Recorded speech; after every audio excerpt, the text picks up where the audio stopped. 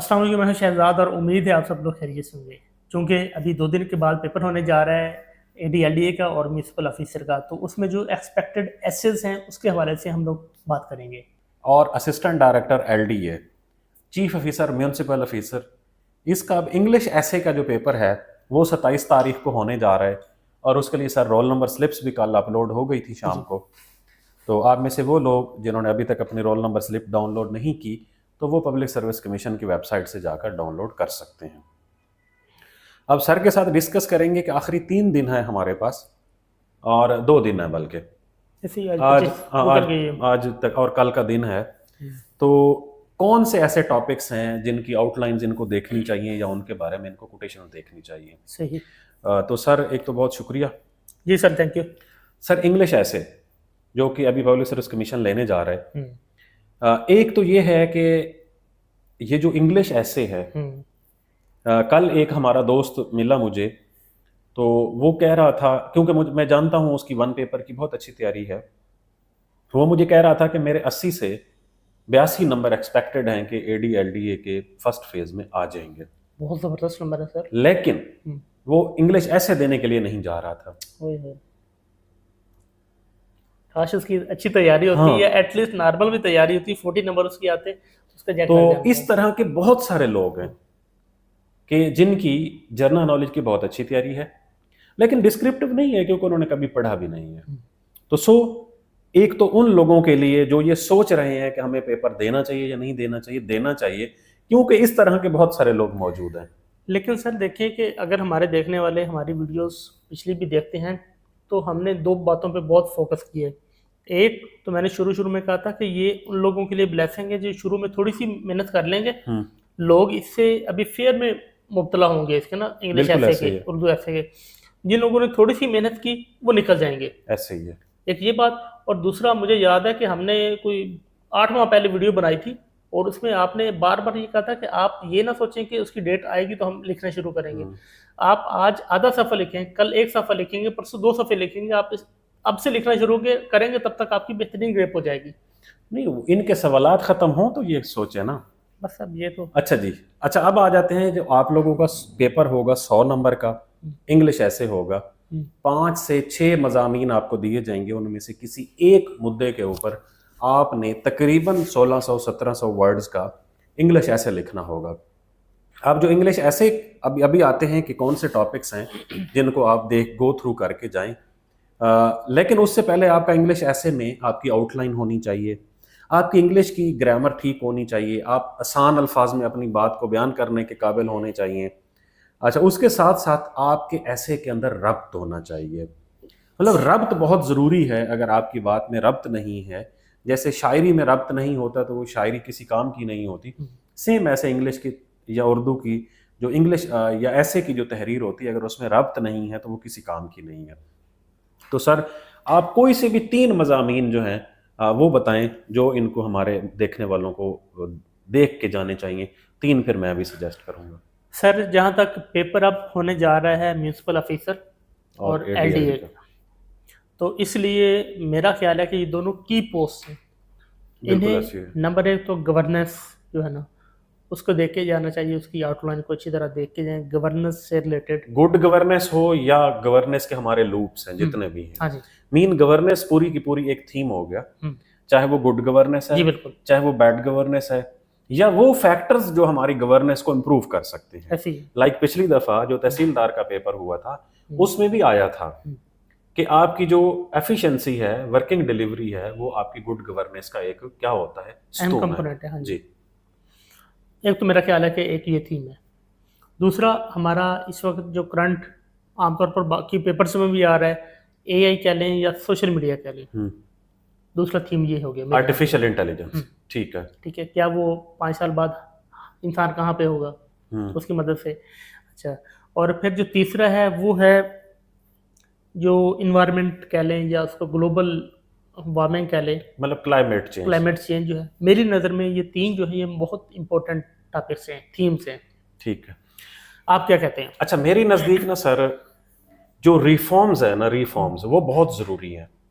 मुआशरे के अंदर जब तक रिफॉर्म्स नहीं आती, हम्म। तब तक मुआशरा जो है या गवर्नेंस नहीं हो सकती। ठीक है। मैं समझता हूं कि एक हमारा जो स्ट्रक्चरल है प्रोसीजर जो सरकार चलाने का, हाँ जी। उसके अंदर रिफॉर्म्स की ज़रूरत है। तो मेरे ख्याल में ये जो रिफॉर्म्स हैं इसके ऊपर मुझे लगता है गवर्नेंस के अंदर रिफॉर्म्स जो हमारी गवर्नेंस मॉडल को चेंज करने का, एक तो ये है। ओके। अब गवर्नेंस के साथ साथ हमारा मौजूदा गवर्नेंस सिस्टम जो है इसके अंदर किस चीज़ की ज़रूरत है, वो है लोकल गवर्नमेंट्स की। हाँ जी। मुझे लगता है कि लोकल गवर्नमेंट वाला बहुत इंपॉर्टेंट कंपोनेंट ठीक है, है। वो आना चाहिए। दूसरा, इस वक्त पाकिस्तान में सबसे ज्यादा जो डिस्कस किए जाने वाला टॉपिक है वो है low literacy rate of higher education. Okay. Higher education में इस वक्त पूरे पाकिस्तान में कोई भी ऐसी यूनिवर्सिटी नहीं है जिसने अपने टारगेट के पूरे एडमिशन कर लिए हो, कोई भी नहीं है। बिल्कुल सर, ऐसे सर रिसेंटली ना पिछले दिनों मैं कुछ देख रहा था एडमिशन के हवाले से, Punjab university, GCU Lahore, GCU Faisalabad, जिन्हें मैंने कीनली देखा ना, उनकी 3-3 दफ़ा डेट एक्सटेंड हुई है फीस सबमिशन के लिए ना, और उसके बाद एक प्रोसेस का ख़त्म होने के बाद दोबारा फिर ऐड आए हुए हैं। जी, तो एक तो ये है कि हमारा जो मतलब एजुकेशन सिस्टम है या जो हमारा सिलेबस है ये आउटडेटेड है, ये मौजूदा वक्त की जो नीड्स हैं ये उसको पूरा नहीं कर पा रहा। मुझे लगता है कि हायर एजुकेशन, स्कूल एजुकेशन या ओवरऑल एजुकेशनल जो हमारे इश्यूज हैं वो बहुत जरूरी है। ठीक है। ये 2 टॉपिक हो गए। और तीसरा मेरी तरफ से ये है कि जो हमारी खवातीन के हवाले से या वुमेन एम्पावरमेंट के हवाले से या जेंडर इक्वलिटी और जेंडर इनइक्वलिटी, ये बहुत ज़रूरी है। इस वक्त बहुत ज़्यादा ऐसे राइटर्स हैं जो कि खवातीन के ऊपर लिख रहे हैं, उनके इश्यूज़ के ऊपर लिख रहे हैं या उनका डेवलपमेंट के अंदर उनका जो किरदार है उसके ऊपर बहुत ज़्यादा लिख रहे हैं कि वो इनकरेज करना चाहिए उनको। इसके लिए 2 मेजर टर्म यूज होती हैं, जेंडर मेनस्ट्रीमिंग या वुमेन एंड डेवलपमेंट ना, जी, WID। तो मुझे लगता है कि ये 3 टॉपिक्स जो हैं मेरे नज़दीक, बाकी जो जैसे आपने आर्टिफिशियल इंटेलिजेंस में उसके साथ जो आपने सोशल इशू बताया है वो है हमारा फ्रीडम ऑफ स्पीच, जो फंडामेंटल ह्यूमन राइट्स है, फ्रीडम ऑफ स्पीच। लेकिन उसके साथ साथ जो हमारा सोशल मीडिया है इसको कंट्रोल करने का कोई मैकेनिज्म नहीं है हमारे पास। ठीक है। ठीक है, तो फ्रीडम ऑफ स्पीच की सूरत में आप इतनी भी ज्यादा लिबर्टी नहीं दे सकते कि वो बहुत ज्यादा थ्रेट बन जाए, बिल्कुल ऐसे ही। ये भी है। फिर उसके बाद हमारे जो टेरिटोरियल इश्यूज हैं, लाइक जैसे हमारे पास दहशतगर्दी का मसला है, जो टेररिज्म वाला टॉपिक है, बहुत इंपॉर्टेंट है क्योंकि हमने इससे पहले इंडिया के साथ भी टेंस टाइज देखी हैं। हाँ जी। ठीक है, क्रॉस बॉर्डर्स हमारी जो वो पूरा वीक चला मई वाला, हाँ जी। तो वो भी हमने देखा, तो उसके नज़दीक टेररिज्म भी इंपॉर्टेंट है। उसके साथ साथ मुझे लगता है कि हमारी जो कौमी सलामती है, नेशनल पॉलिसी, हाँ, हमारी जो हमारी नेशनल सिक्योरिटी पॉलिसी है, ये भी एक इम्पॉर्टेंट है। लेकिन एक और चीज़ बहुत ज़रूरी है, जो पब्लिक सर्विस कमीशन का एग्जामिनर है ना, वो हमेशा इंटरनेशनल टॉपिक को पंजाब की बेस करता है। ये आपने बहुत पते की बात बता रहे हैं आप लोगों को ना। अब पिछली दफ़ा आप देखें तो क्लाइमेट चेंज का पंजाब की या पाकिस्तान की एग्रीकल्चर के ऊपर क्या इम्पैक्ट है, ठीक है, पहली बात। फिर उन्होंने ये कहा कि आर्टिफिशियल इंटेलिजेंस जो है उसका हमारी सोसाइटी के अंदर क्या किरदार है। अच्छा, हेल्थ रिफॉर्म्स जो कि एक मतलब रिफॉर्म्स हैं हमारे मुआशरे की, बहुत ज़रूरी रिफॉर्म्स हैं, उन्होंने हेल्थ रिफॉर्म्स को पाकिस्तान पर्सपेक्टिव के साथ साथ पंजाब के पर्सपेक्टिव से भी देखा। सही। ठीक है, तो इस तरह के जो आप इंटरनेशनल पर्सपेक्टिव में ना आपने अपने सूबे के हवाले से भी देखना है कि हमारे उसके ऊपर कौन सी पॉलिसी चल रही है। तो अगर आप इसको इनलाइन कर लेंगे तो मेरे ख्याल में बहुत अच्छा हो जाएगा। बाकी पेपर हर बंदे को देना चाहिए।